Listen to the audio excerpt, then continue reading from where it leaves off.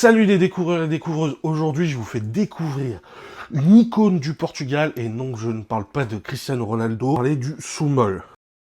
Créé en 1954 dans une petite ville à côté de Lisbonne par Antonio João Eusébio, c'est un énorme carton 70 ans après. À la base, le gars est juste parti du principe, j'aime bien les jus de fruits, si on pimpait un peu tout ça, on rajoutait un peu de plus-value, en rajoutant un peu de gaz, un peu de gazouze, comme certaines personnes peuvent dire. Aujourd'hui, c'est la boisson non alcoolisée la plus vendue au Portugal.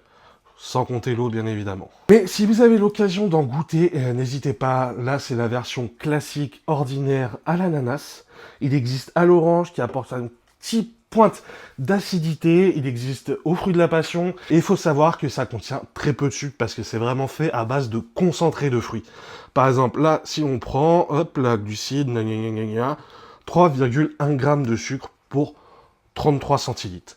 Et on prend un coca à côté, c'est entre 30 et 40 grammes de sucre pour 33 centilitres. Et si vous en avez jamais bu, ça se trouve maintenant dans quasiment toutes les grandes surfaces en France. Si jamais vous en avez déjà bu, n'hésitez pas à me dire quel est votre parfum préféré dans les commentaires.